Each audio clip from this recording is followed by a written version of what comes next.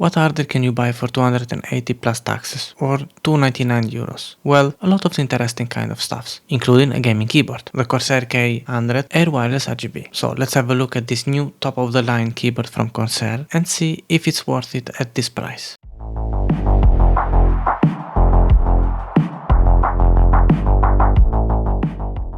The Corsair K100 Air Wireless RGB is a full-size and ultra-thin mechanical keyboard with Cherry MX ultra-low tactile key switches. The weight is about 780 grams and it has 4 macro keys, and it has also dedicated multimedia and function keys. There is a small status display when you can see some stat icons. This keyboard has also an internal memory of 8 MB, so you can store up to 50 profiles. The dimensions are 437mm, 156mm and with a height of only 17mm. So as we can see, it is a compact and slim keyboard, and it has also a 128-bit encryption connection, which is always a good thing to have. Corsair claims the battery lasts 50 hours with the RGB lights on. In my use, it was more or less the same, even more. Keep in mind that these numbers might change depending on your configuration and use. Before going into some details, let's check what comes inside the box. As we can see, the keyboard is well protected, and what you can find inside is a USB Type-C cable, some safety docks, and nothing else. For the manuals, you have to scan the QR code here. I like the design of the K100 Air Wireless. It is elegant, and you can use this keyboard even in other scenarios as an everyday productivity keyboard, or in the office. So it's not only for gaming as you typically can say for this kind of keyboards. But anyway, don't forget it has also a touch of RGB lighting when you are at the end of the day and want to relax having fun on a gaming session.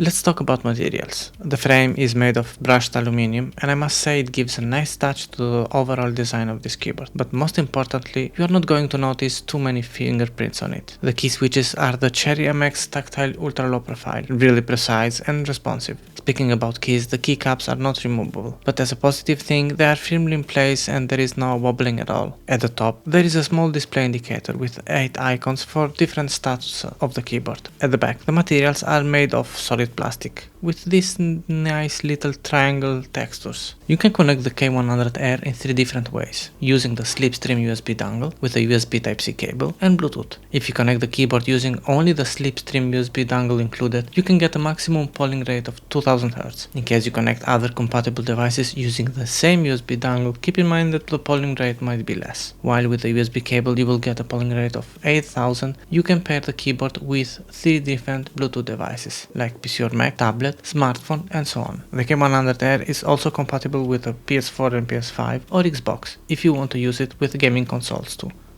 Before moving on with some other specs and features of the Corsair K100 Air Wireless RGB, I want to ask you guys to please leave a thumbs up, drop a comment in case you want to know more, subscribe to the channel and turn on the notification bell. This will help a lot the channel and allow me to bring more content like this. Thank you so much. Now, having the ultra low profile Cherry MX, the K100 Air is only 70mm on top and 11 on bottom, which means that you don't have to use a palm rest, which also means in terms of ergonomic, great usability in every scenario, gaming or office use, even everyday productivity. The key switches are the Cherry MX ultra low profile tactile, with a 0.8mm pre-travel and a 65 cm or 66 gram force actuation. As mentioned, the keys have almost no wobbling and feel pretty comfortable while typing. The only weird thing is that you can't remove the keycaps, which doesn't make sense being a mechanical premium keyboard with this price tag. Also, considering that if you maybe want to clean or for whatever reason you might want to need to remove the keycaps, well, you probably have to go through customer service. This can be probably, I believe,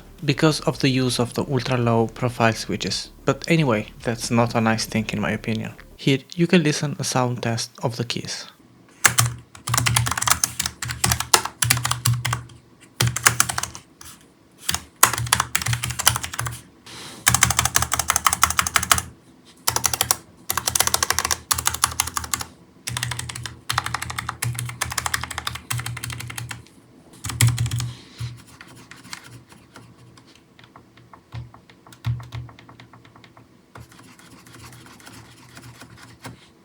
The K100 Air on the left side has 3 setting keys that can be used to switch between onboard profiles, to set the brightness, and as a win lock key. Also, on the top right side there are dedicated multimedia keys that can be reprogrammed on iCue. More on that later. And there is also the volume wheel, which is made in aluminum. On the right side, under the volume wheel, there are the 4 macro keys that can be used as macro keys, or to switch from one kind of connection to another, or to switch between the 3 different Bluetooth devices. What I found weird here is that usually most of us will use the mouse on the same right side of the keyboard, so pressing those keys will be a little bit uncomfortable. I was expecting them on the left side of the keyboard, but probably also here they have designed it to save some space. The K100R has also RGB that you can customize and set up different 20 profiles per key. This isn't the brightness RGB, and some of the keys that have double signs are not illuminated properly. This is such a strange design choice. Another weird thing is that certain effects can't be used if you are not connected with a USB cable. On the top, exactly in the middle of the keyboard, there is this little icon display indicator. Hopefully it's not going to be scratched easily. Which I have to say is a nice to have add-on, but in my opinion they should have been added something more than simply 8 icons to indicate basic info and half of it occupied by the Corsair logo. Anyway, here is what you can see on this little display. The wireless logo, the encryption logo, the battery, the macro, the number and the caps,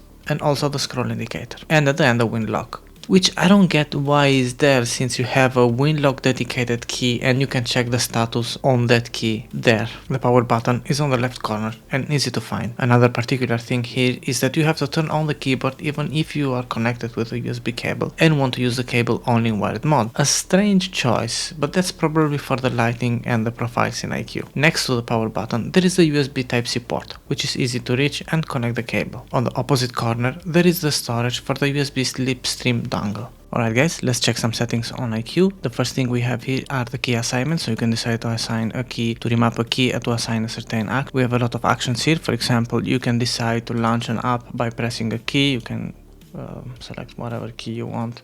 You can even decide to record macros and to assign, of course, to the 4 dedicated macros keys that we have here. Keep in mind that this will work if the iCue is running on background or anyway it's running. Otherwise, you have to go through the hardware assignment keys. We will get to that now. Here we go. So, in case the iCue is closed and you don't want to keep it open on background, you can decide to change the hardware key assignments here, which are basically the same things as the key assignments, with the only difference that here you don't have the submenu. For example, as we have seen, okay, thank you for remembering me this. For example, as we have seen here, the voice mode. So the voice mode key assignments on the hardware key assignments are not there. You have just remapping the keys and some other regular settings. Okay, moving to the lighting effects. Here we have the usual lighting effects. You can choose whatever lightning effects you want. Strange thing here, the lightning link is not working. With the lightning link you can link all the same effect and the same color applies to all your Corsair iCue compatible devices. So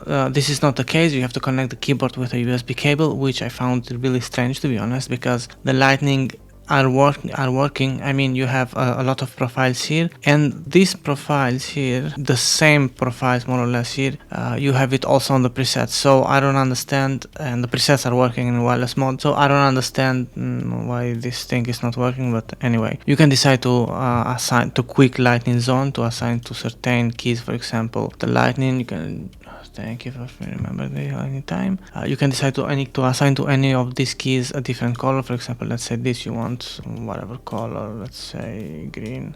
So you can decide to particular keys to give a certain color. You can add other layers here if you want, and you have to drag and drop for the layers. For example, I have always a lightning link as a first choice, so whenever I connect the USB cable is going to apply the lightning link. And the second one is the color shift. You can choose what you can change, and you can choose whatever the zones to apply here. You can go even custom if you want. You can choose a static color or whatever. Same thing is with the hardware lightning. It's the same thing. You can change the lights and the RGB of the keyboard. The thing here is that this lightning is going to be applied to the keyboard if iCue is closed, or when you lock your system, the hardware lightning is going to be applied to the hardware lightning layer is going to be applied to the keyboard. So whatever you choose here is going to be applied to the keyboard. Alright, the performance mode is allowing you to choose what the win lock is doing, the dedicated win lock button is doing when you press it, and you can change also the color.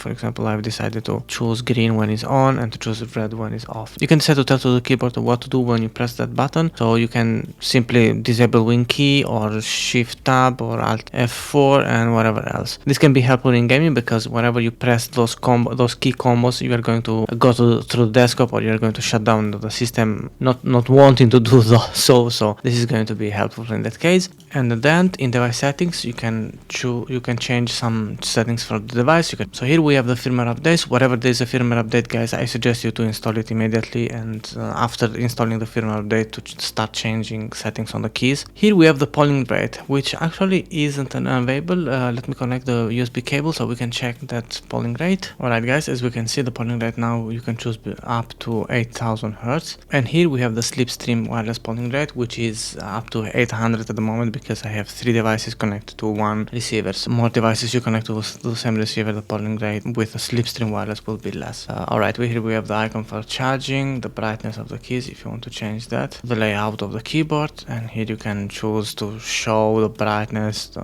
profile, colors, and here you can decide for the sleep mode after how many minutes that you are not using the keyboard is going to go in sleep mode for saving some battery. Here is show battery in notification area, which I find useful. Here, if you have connected with the own slipstream USB receiver, you can decide here to click on pair and to pair it with other slipstream devices compatible. This is the PlayStation mode. Whenever you enable this, it's going to be compatible with the PlayStation mode with the consoles. And here we have the automatic brightness adjustment. You can leave it enabled for letting the keyboard adjust the brightness, so maybe you can save some battery there. And here is the multi-point status with a slipstream is enabled, and here you can click on restore one-to-one pairing for restoring the pairing with the slipstream device. And here we have the onboard memory, guys. As you might remember, this keyboard have 8 MB of memory, onboard memory, so you can save up to 50 profiles. And here those profiles you can save it here. With those profiles you can copy those profiles also to iCue, so wherever you enable that profile is going to assign those kind of settings to the keyboard. You want to do that, you want those kind of settings to be applied when you open a game or when you open certain applications. You can delete, of course, and you can override with some other settings. So that's all for the settings on iCue. Here we are at the end of this review of the Corsair K100 Air Wireless RGB. What I like about this keyboard: the design and the materials. The brushed aluminum and the other materials are well used and combined, and those will give you the feeling of having something premium to type on. The form factor, compact and slim, with only 17mm of height. The ergonomics. Being slim and compact is also ergonomic, even for long sessions of typing. The keys, being the ultra low Cherry MX, are comfortable, silent enough, and don't have any sort of wobbling. And the dedicated macro keys and system keys are always nice to have. The connectivity. The K100 Air can be connected to almost any device with a slipstream dongle, USB cable or Bluetooth, and the connection with each one of them is pretty stable and has no issues at all. This flexibility is more than welcome, and the 128-bit encryption is a nice feature.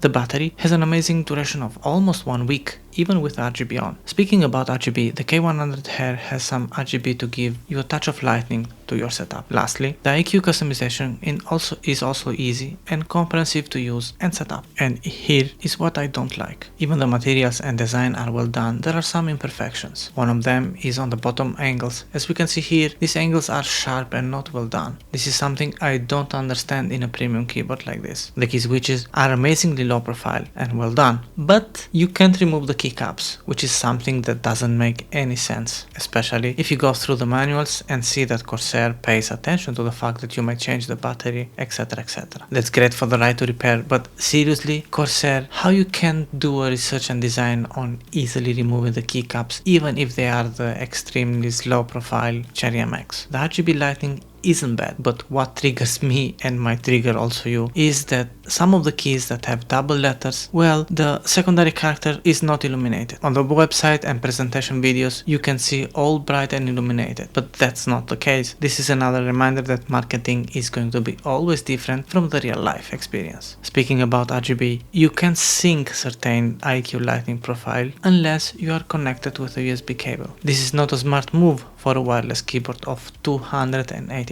Despite all, The K100 Air Wireless RGB is amazing. The typing experience is satisfying and different from other keyboards that are typically gaming keyboards. Corsair here wanted to place this keyboard in the middle between everyday use and gaming setup, which they have accomplished to do so very well. But some important cons might make you think twice to spend 280 or 299 euros on a keyboard. My thoughts are that the K100 Air Wireless RGB is an early adopted device. Amazingly well done, don't get me wrong, with a good idea in mind for the future. If you are okay with that and the price, well, then I can highly recommend it. As usual guys, if you liked this video and found it helpful, please leave a thumbs up, drop a comment, subscribe to the channel and turn on the notification bell. Thanks for watching.